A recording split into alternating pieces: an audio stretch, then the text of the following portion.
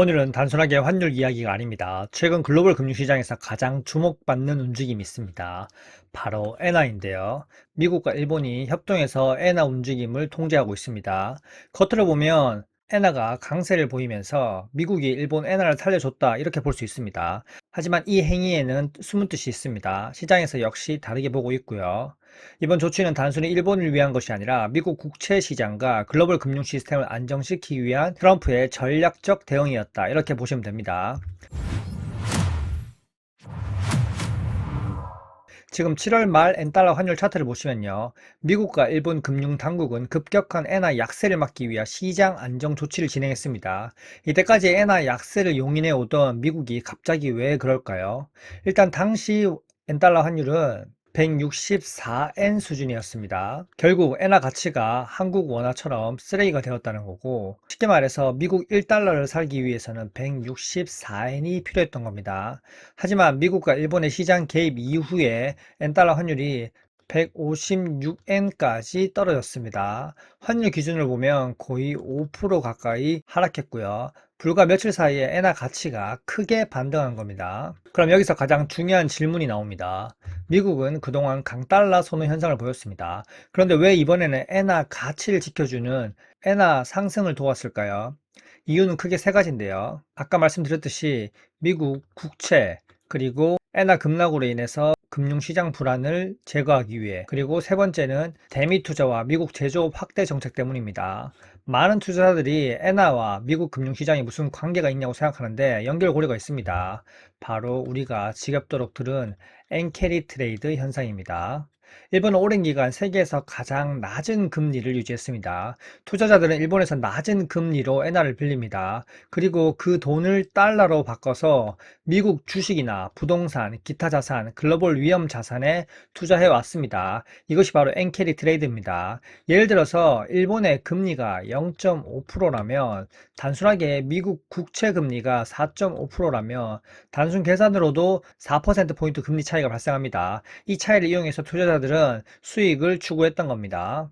근데 여기서 중요한 건 엔화가 만약 너무 약해지는 상황입니다. 엔화 약세가 계속되면 일본 정부는 외환시장 개입이 나설 수밖에 없습니다. 문제는 일본이 엔화를 사기 위해서 달러를 확보하는 과정입니다. 일본의 외환 보유액 중 상당 부분은 미국 국채 형태로 보유하고 있습니다. 지금 이 차트는 미국 국채 10년물 차트고요. 따라서 대규모 환율 방어가 필요해지면 미국 국채 매도를 해야 됩니다. 그렇게 되면 미국 국채 가격은 하락하고 미국 국채 금리는 상승합니다. 그러면 미국 입장에서 가장 피하고 싶은 상황이 되는 거죠. 바로 국채 금리가 폭등하는 상황입니다. 7월 FOMC 이후에 10년물 장기 금리가 이렇게 급등했는데 여기서 더 급등을 한다?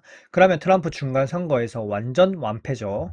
그러면 30년물 국채를 봐도 트럼프 행정부가 가장 민감하게 보는 지표가 국채 금리라는 걸 알 수 있습니다.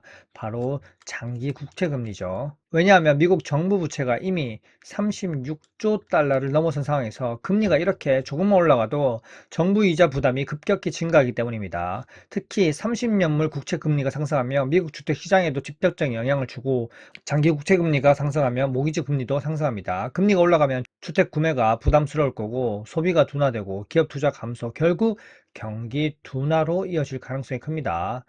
7월 FOMC에서 금리 동결 했지만 9월 금리 인상을 예견하면서 30년물 장기 금리가 급등을 했는데 여기서 또다시 또 급등을 한다? 이미 30년물 장기 금리는 5.2%를 돌파하면서 2007년 금융위기 이후의 최고 수준입니다. 결국 이렇게 장기 금리가 급등하면 트럼프 중간 선거 완패 시나리오가 되는 겁니다. 자, 이제 일본 니케이 차트를 보겠습니다. 실제로 우리는 2024년 이때가 8월 5일이었습니다. 24년 8월 5일. 엔캐리 청산 공포를 경험했습니다. 당시 일본은행이 기준금리를 0%에서 0.25%포인트로 인상했습니다. 시장에서는 일본이 이제 본격적으로 제로금리 시대를 벗어나서 금리를 올리는 게 아니냐, 그런 우려로 인해서 일본 니케이 지수가 하루 만에 약 12%가량 급락했습니다. 미국 증시와 한국 증시 모두 영향을 받았는데요. 한국 코스피 지수입니다. 이 차트 역시 24년 8월 5일입니다.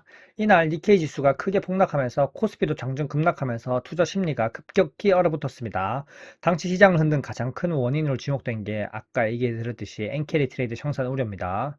일본은행이 금리를 인상하자 엔화 가치가 빠르게 오르고 그동안 일본에서 낮은 금리로 돈을 빌려 미국과 한국 등 글로벌 증시에 투자했던 자금이 한 번에 빠져나갈 수 있다는 공포가 확산돼서 이렇게 폭락이 나온 겁니다. 결국 이 사건은 엔화의 움직임이 단순히 일본만의 문제가 아니라 전 세계 금융시장과 국채시장까지 흔들 수 있다는 사실이 시장에 다시 한번 보여줬고요. 그렇기 때문에 트럼프가 미국 국채 금리 급등하는 것을 경계하고 있는 겁니다.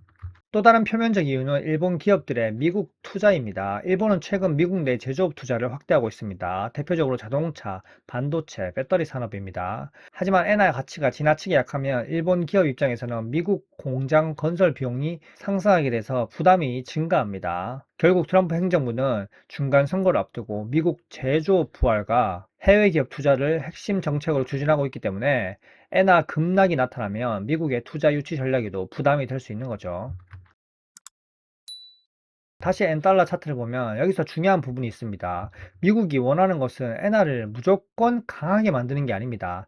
엔화가 너무 약해져서 글로벌 금융 불안이 발생하는 것을 막고 반대로 엔화가 너무 빠르게 강해져서 엔캐리 청산 충격이 발생하는 것을 막겠다는 겁니다. 24년 8월 5일 같이 초급락하는 사태를 막겠다는 겁니다. 즉 핵심은 환율의 방향이 있는 게 아니라 단계적으로 하락시켜서 급격한 변동성을 막겠다는 겁니다. 164엔에서 156엔 그리고 145엔 뭐 이런 식으로 단계적으로 엔화 가치를 상승시키겠다는 겁니다. 만약에 164엔에서 145엔으로 급격하게 엔화 가치가 상승하면 아까 같이 엔캐리 트레이드 청산이 전 세계 글로벌 금융시장을 흔들 수 있기 때문에 그 사태를 막으려는 겁니다. 이번 트럼프의 움직임의 본질은 일본 지원이 아니라 글로벌 금융시장의 안정이라고 볼 수 있습니다. 왜 트럼프 행정부가 엔화 안정에 관심을 보이냐면 엔화 움직임이 일본이 미국 국채를 파느냐 안 파느냐, 미국 국채 금리와 강력하게 연동이 되어 있고 또한 미국 제조업 투자까지 모두 연결된 금융 전략입니다. 트럼프가 11월 3일 중간 선거를 앞두고 본인 중간 선거를 위한 시나리오를 차곡차곡 만들어가고 있는 겁니다.